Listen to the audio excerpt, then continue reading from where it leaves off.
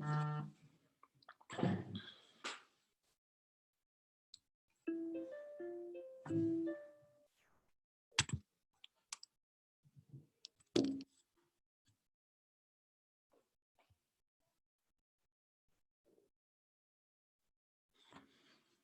everyone, and welcome to the first webinar.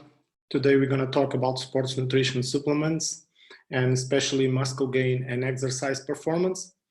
This is the first one of several webinars we're going to be doing by the MSI. The idea is because we are working from home to share some content that we use at the center and to give some useful information that you guys can use for your races, for motorsports, even for sports in general. Okay, thank you for your presence. The idea here is to make a guide based on scientific studies. Of course, the individual results, they can vary and they will depend of many things like the interaction with other supplements, the interactions with your health conditions, interactions with any medication that you're having. But the idea is to have in here the best supplements that you guys can have according with the latest studies or the most reliable studies. I will divide this webinar in the supplements for 4 groups.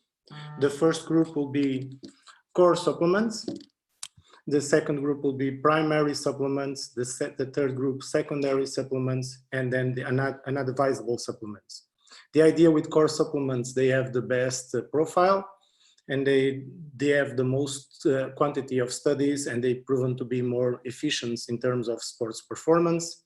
Then we have the primary options. They can have substantial benefits, but in the right context.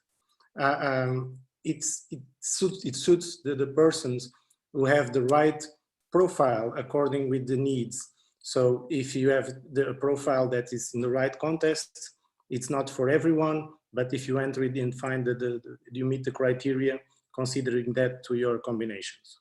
Okay, secondary options.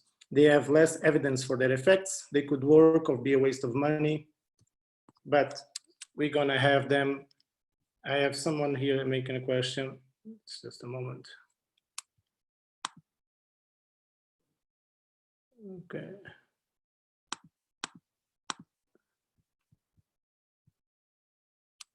Okay. I'm sorry, Joe here was making a question. The webinar is going to last 30 minutes, about 30 minutes. So I'll try to be very fast in the way I'm passing the information. And in the end, we have some Q&A questions, and I will send all the information through your emails regarding all this information that I'm passing here. Like I was saying, the secondary options, they have less evidence for their effects. They could work or be a waste of money. It's good to keep them in mind, but I would not add them to my combination. And then some unadvisable supplements that we are using, that people normally using, but they are a completely waste of money because they are ineffective or they are potentially dangerous. So I'm gonna start with some core supplements that everyone should use as sports performance. The first one will be creatine, and creatine is being a core supplement for a long time. It increases the body creatine stores. That is the primary source of energy of the muscles before they turn to use glucose or even fat. Contrary of what you might heard, creatine isn't likely to hurt your kidneys, still can cause some water retention, so it needs to be careful if you're using some diuretic medication and if you're using a creatine. You should be using creatine monohydrated, standard doses. It's normally 5 grams per person per day. If you have lots of muscle mass, you should use about 10 grams, but the benefits, sometimes people are not responders to creatine. In that case, some 5 grams with protein, carbohydrates, pre or post workout should be used. Non-responders, they are common with creatine, so you need to pay attention if you feel the kick of the creatine, because it can really help to create some muscle mass. It must be drunk, but it must be in liquid form and should not be taken at night, especially because at night it doesn't have the same effect as during the day. Then we have nitrates. Nitrates can be found in many foods. not only beetroot, that can be found in green vegetables. The body can use nitrates to increase the levels of the blood flow and muscle recovery between the exercise. There's no supplementation about nitrates because of the nitrates that is used for the meat that people inject in the meat. So it's not suitable to be used as a supplementation. So people need to find the nitrates from the vegetables. The nitrates is being source of many studies, especially beetroot juice. People are using nitrates for many years, and they even used another form that I'm going to talk about next, that is the oxide nitric boosters as a pre-workout supplement. I'm talking only about the nitrates in the form of vegetables, and these ones are the ones you should use as a supplement, as a core supplement according to the studies. Okay, nitrate can be so incorporated before the workout. They are rich in vitamin K1 as well. So if you have taken, they interfere with some blood thickness medication. So if you take some blood thickness medication, you should be careful. They are rich in oxalate. Oxalate can cause the kidney stones. So you need to be careful with the amount of vegetables they're eating that can, with a high grade of oxalate. You can see on the table that I made there, that some vegetables like beetroot, collard greens, mustard greens, spinach, turnips, they are very high in oxalate. So you need to be careful with that. And you also need to be careful with the amount of nitrates you take during the day. So if you have some problem with developing kidney stones, you should pair them with calcium-rich foods. This will decrease the ratio of the absorption of the oxalate. Or you should have it cooked. Even if you cooked it for 15 minutes, you will reduce a lot the amount of oxalate. Some vegetables that are rich and nitrated: arugula rocket, collard greens, dim, turnip greens, beetroot, celery, some rhubarb, spinach. They are very useful for supplementation as a core supplement for performance. So you need to add them just before to start the exercise. And because of some of them, they have some difficulty of breaking down the oxide nitric in the bloodstream. Adding 200 milligrams of acetylcysteine can also be very well synergistic with nitrates. Protein. And protein is a supplement that everybody is using for a long time to increase the muscle mass, especially the whey protein or the casein. Protein, we have protein for our normal diet. Normally we have protein for during the day since the breakfast until the night. But if you are thinking of developing some muscle mass, we need to add protein as a little bit higher. So you might be considering to add as a powder or as a milk in a form of pre-workout or after the workout or even at night. Okay. So if you are taking the protein immediately before or after the exercise, you should consider that whey protein. If you because it degrades very fast. If you consider to take protein as a protection between the catabolic state that can happen during the night, or even to protect the muscle or to increase the muscle growth during the night, you should consider some casein.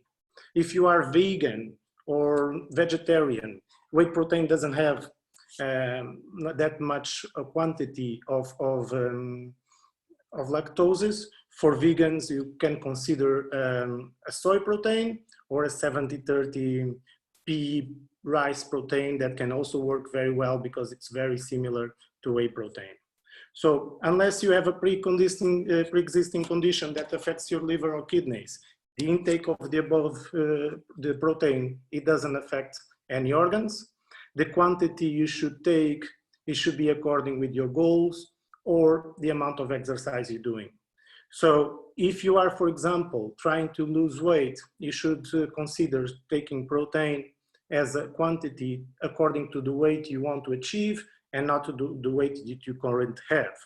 So you should consume 20 to 40 grams at breakfast, 20 to 40 grams before or after the workout, and 20 or 40 grams at night of protein, and are the normal doses.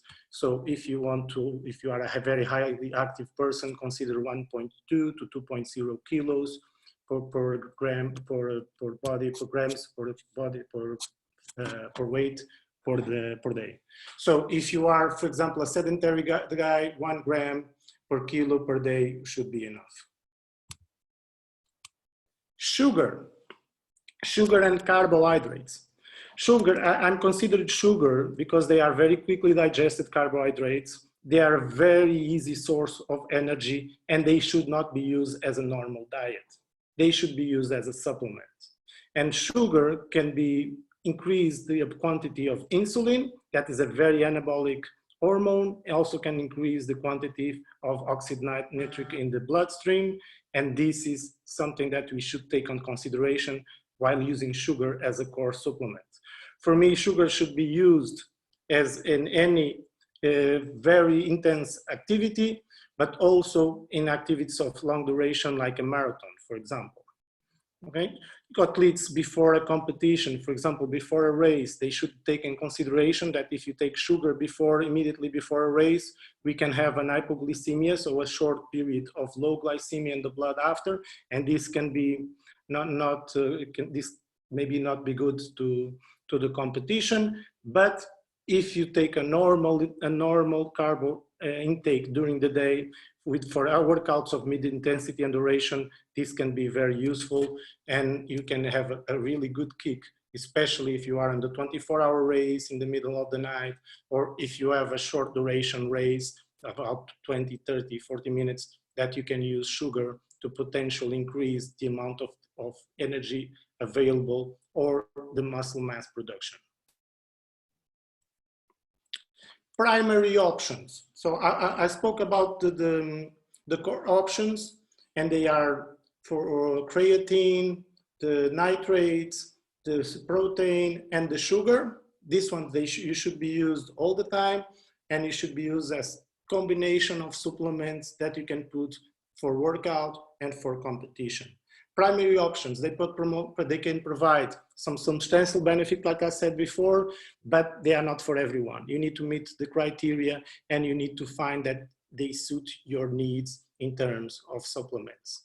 So the first one I will talk is beta-alanine, and beta-alanine is very interesting because it can be transformed into carnosine, and carnosine has anti-aging and antioxidant properties. It also buffers acid lactic during exercise and delays muscle fatigue.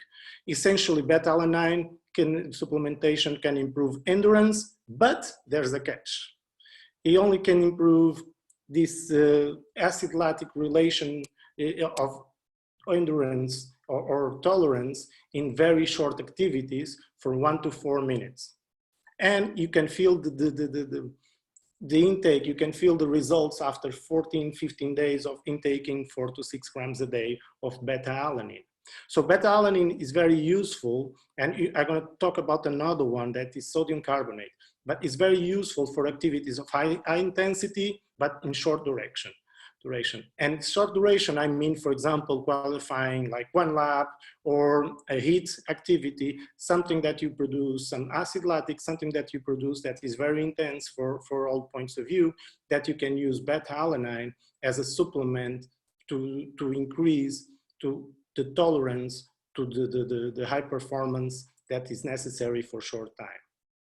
Okay. Then we have caffeine with theanine. And this is very interesting, as caffeine they work in opposite ways, but they complement very well. Please don't mix theanine with theacrine. Sometimes people do that mistake. Theanine is a different kind of substance of theacrine, also found on tea leaves, and it reduces the excitatory effect of the caffeine, but allow to keep the focus and the increase of alertness that comes with caffeine. So for example, when we take caffeine, the main problem is that we can get addicted because, and this happens because of the dopamine and epinephrine neurotransmitters responsible by the euphoric feeling that you remember. For example, the first time you take a coffee, and these receptors, it is called A1 and A2A receptors. A1 gets normal A2A receptor, he gets through time, and to caffeine, he gets through time in terms of response, adapts. So when you become dependent, you become less tolerant to caffeine, and then you need to take more caffeine to get activated these neurotransmitters. So caffeine syndromes can vary, and if you stop taking them caffeine for after some times, you can feel a little bit irritated, sleepiness, some headaches. So you need to be careful with the amount of caffeine you take. My recommendation is to take only when necessary, or to choose some days of the week, like 2 or 3 days of the week that you can use, take caffeine with theanine, and the rest of the days to pass without. It's also very important that we control the amount of caffeine that we have in a normal diet, because in the normal diet, sometimes we don't consider all the caffeine products that we buy, and they have, for example, green tea or black tea or guarana seeds, things like that, they have caffeine. So the amount of caffeine is already quite high that you are taking. And when we had theanine with caffeine, or we had more caffeine as a supplement, we are already taking a little bit too much of caffeine, and the addiction factors starts to appear.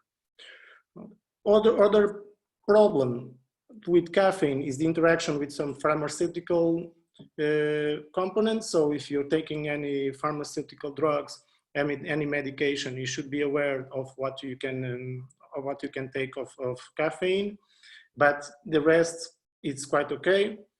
If you eliminate caffeine normally from your diet, the lithium levels will raise. So you also need to be careful when you manage the amount of caffeine, because caffeine can inhibit the growth of lithium on the bloodstream. So if you stop taking caffeine, normally the lithium levels will increase.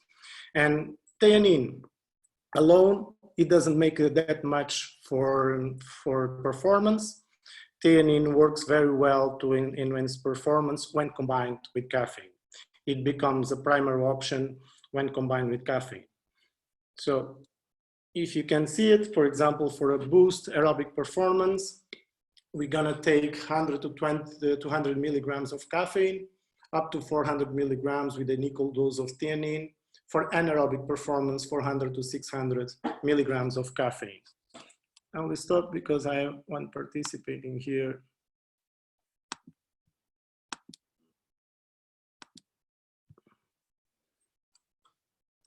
Okay. Yeah, good questions. Okay.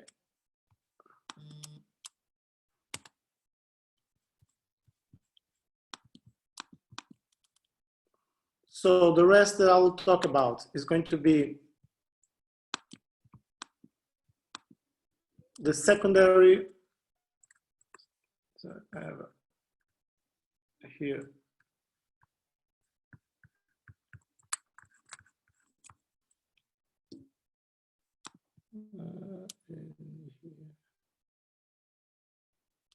Q&A. So some people have problems. Seems some people have problems with the internet. Okay. I'm trying to reduce just the amount of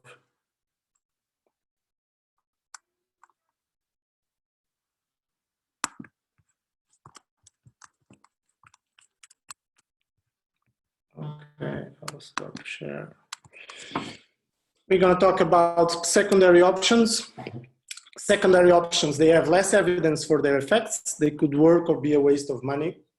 It's important to keep them in mind, especially if you have some beliefs in terms of results, or if you meet the criteria that you find that can be useful.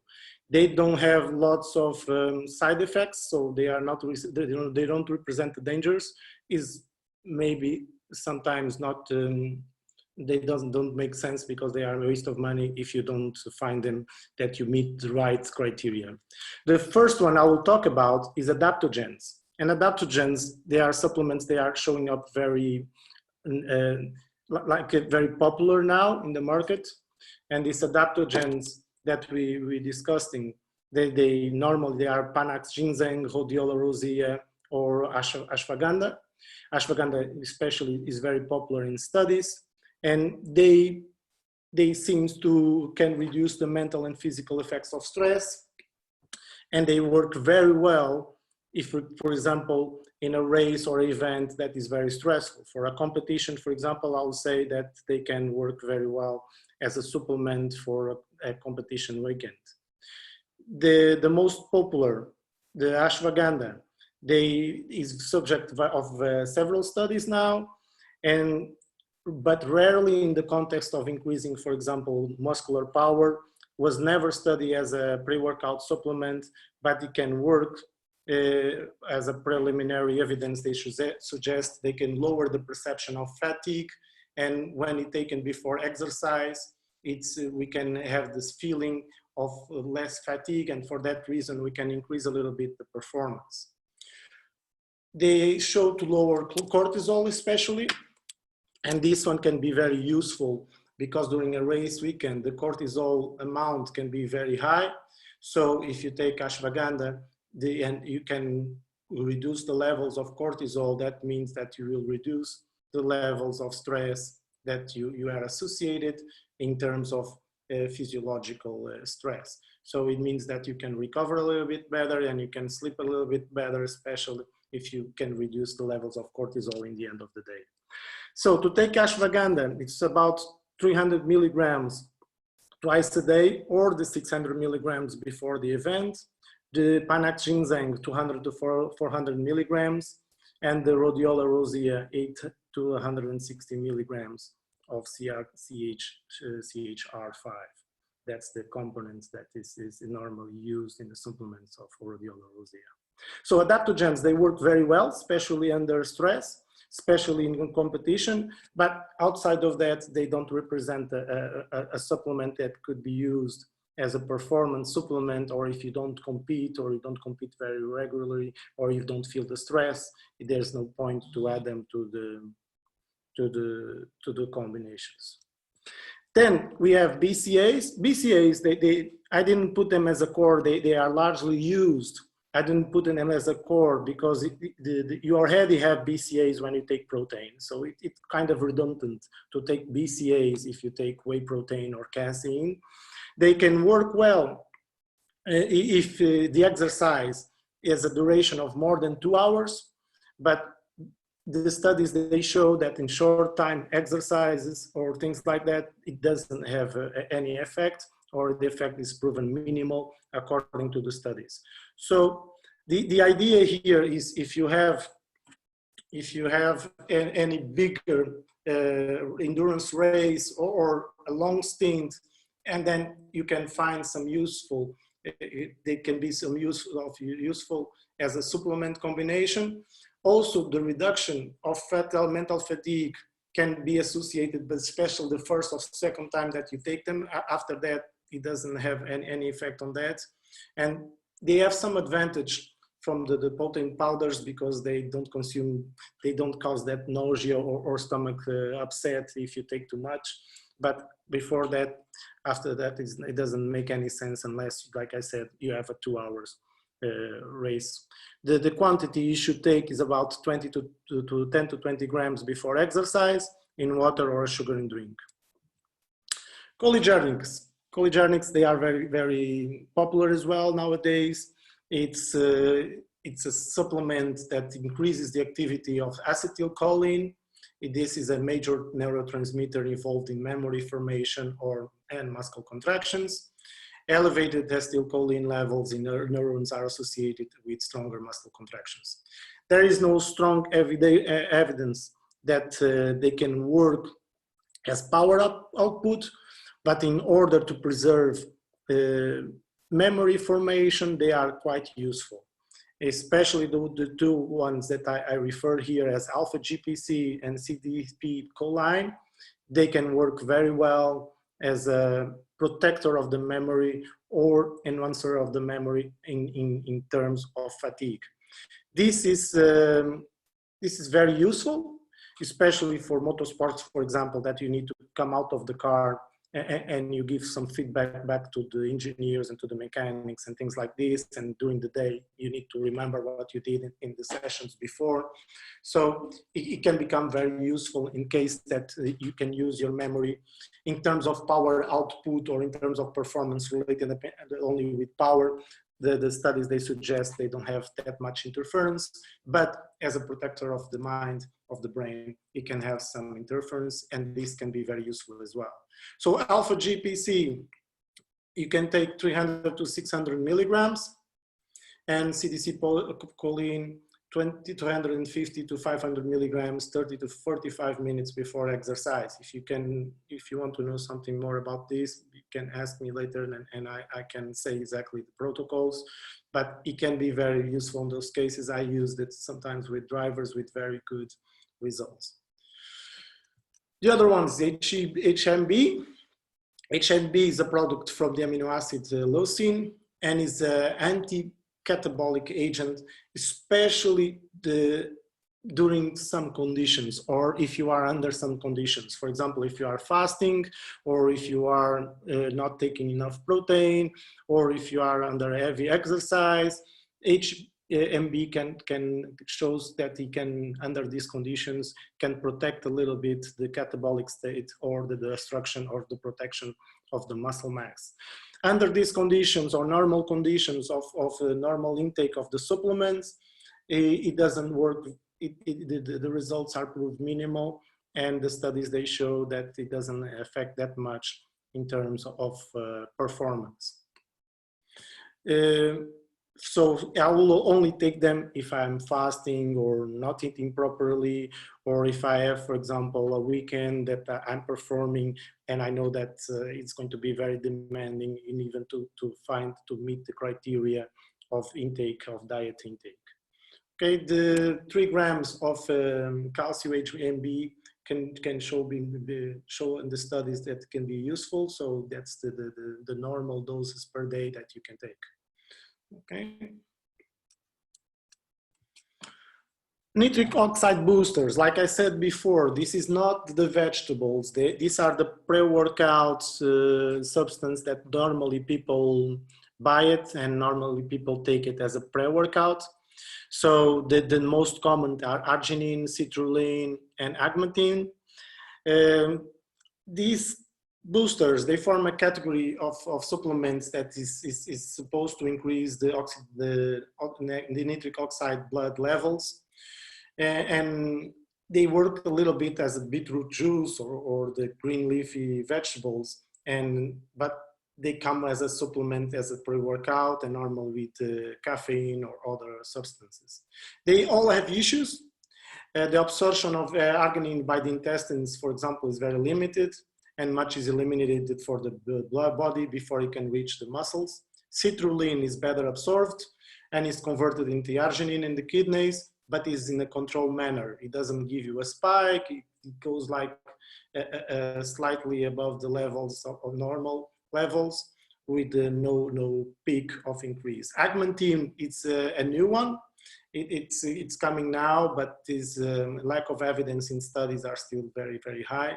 So this is, there are supplements that people they have, in terms of marketing, the very high marketing behind them as a pre-workout, but they should only be considered for if you don't have these green leaves or the beetroot juice or the vegetables needed in the normal diet, because if you have them, it doesn't make sense to take these nitric oxide boosters.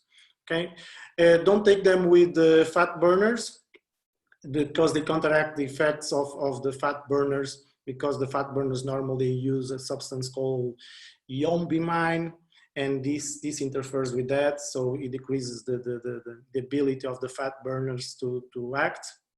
Okay, normally we take these ones, the nitric oxide boosters, half an hour before the exercise, half a gram to 1.5 grams of agmatine, 6 grams of Arginine, I don't recommend never arginine because it can even cause diarrhea if you take too much, or 600 grams of citrulline. And this, what the studies, they show that the effects can happen, especially if you don't take any green vegetables or any normal nitrates from your normal diet. Okay. The rest, we're going to talk about unadvisable supplements that people normally use, and they are either potential dangerous or simply ineffective. Martin claims they work. Martin claims they are people use, and the brands they sell it very often, but they don't work that well. And studies, the most recent studies, they show that they are completely ineffective, and they are normally glutamine, sodium carbonate, taurine, and the testosterone boosters. And this is very, very interesting, as the glutamine, for example, is an amino acid that plays an important role in muscle cells. Until then, it's okay. In fact, in vitro studies, the muscles require glutamine to keep cells alive. The problem is because glutamine is added to muscle cells in vitro, it works very well, but to reach the muscles in a normal supplementation, it doesn't happen. So after ingestion, glutamine does not reach the muscle directly. It's taken by the intestines, that transports to the liver, then it increases, that's going to release to other tissues on the body on the needed basis, and normally never happened to reach the muscles. Therefore, the glutamine supplementation could be benefit for the digestive system, but not for as muscle supplementation. I will not use that. Sodium carbonate. Sodium carbonate was also known as baking soda, was very popular, especially in the 90s, in the millennium years, because they were supposed to reduce the acid lactic, but the dose and the amount of sodium carbonate and the damage that can do to the body also is not very recommended. I will not recommend it, especially when you have the option of beta-alanine that works much better than sodium carbonate and can also produce the same effects. The taurine, it gives the name, for example, to Red Bull. It comes from Taurus, from the Latin. It's a very popular supplement nowadays in terms of performance. People use taurine as a stimulant, but in reality, there is little evidence or ever to support this enhance or this raise of exercise performance, except maybe in people with heart failure problems or a decreased heart condition. And in that case, the performance will happen, but even in that case, it's very bad. It also has a problem related with cramps. Increases a lot the amount of cramps during the exercise, so you need to really have careful with taurine, for example.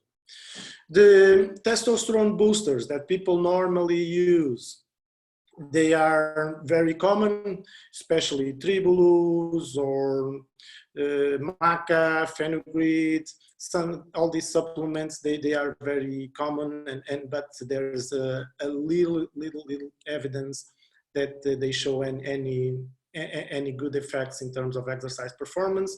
The effects are minimal, and they show effects in the increase of libido. Okay, they work as a blue pill. They work to increase the libido, and in that case, the studies, they prove that can have some results of these testosterone boosters. So if you feel that for increasing your libido, this gives you a feeling of much more confidence or much more capability of performing exercise, okay, you can consider the testosterone boosters. Otherwise, I do not recommend them because it's a completely waste of money. It doesn't help them to raise testosterone. Testosterone levels are proven not to be raised by pills of any source. So, and even the injections or things like compared with, for example, androgens, steroids or things like this, it doesn't work the same way. It doesn't have any comparison, and it will simply not happen to raise the testosterone by these boosters. Okay. I will speak to finalize, because I'm sorry I was speaking fast, because I only have half an hour and I'm already like 4 minutes after. But the idea is to show some combinations, some possible combinations, for example, for people that are having weightlifters, or people that need power output after the core that everyone should take, to add some caffeine, theanine, and alpha GPC. For athletes that will exercise 1 hour, for example, the resistant athletes, or if you do long stints in a race, to add the BCAAs, the beta alanine with the food or in the caffeine, or people that are doing the HIIT, some beta alanine and ashwagandha, but or if you fasted, to have the rest of the supplements. In that case, you can use the protein, the HBB, or the BCAAs. So this is the idea related with supplements. I have some people here on the chat. I hope I could fix the problem with the definition. So I'm gonna have 5 minutes just to answer some questions. The first one I have here is from Mary. What's the best food for eat energy before workout? I will say that the best food that you should take before a workout, you should consider, first you should consider to make an appointment with a nutritionist. I'm not a nutritionist. My idea in terms of physiologist is to work with the physiology of the body and say what is necessary. What is necessary before a workout will be sugars, of course, but if you took in consideration during the day that you're going to do an workout and you organize the intake of carbohydrates, you will not need that sugars before. The other thing that you can take before the workout is, for example, the ashwagandha or the caffeine with theanine. Caffeine to increase a little bit the alertness and the focus, theanine to reduce the excitability of the caffeine, and with that reason you can have them, for example, before a workout. Okay. Well, I was wondering if you could tell me, when I use creatine, I really get bad headaches. Okay. Like I said, for creatine is very tricky. It's very well studied. It's very well studied in the world of supplementation. Some people are non-responders, but some people, they respond quite well to creatine. Creatine is a source of energy that has an immediate release into phosphocreatine. It can reach the muscles. And if you have a good support in terms of creatine, you become more able to perform anaerobic exercise, like power exercise, for example. The amount of the headaches that you can feel, they are normal, they are documented, and they come from the amount of creatine that you take is not adequate for your intake. Should reduce or even not use it in your case, for example. I hope you guys liked it. I had this couple of questions. The rest is quite okay. I will send some recommendations and some guide according with these supplements. And I hope to see you guys in the next webinar. Will be given by the Professor José Soares. And this could be happening the next week. Okay. Thank you, everyone. See you next time.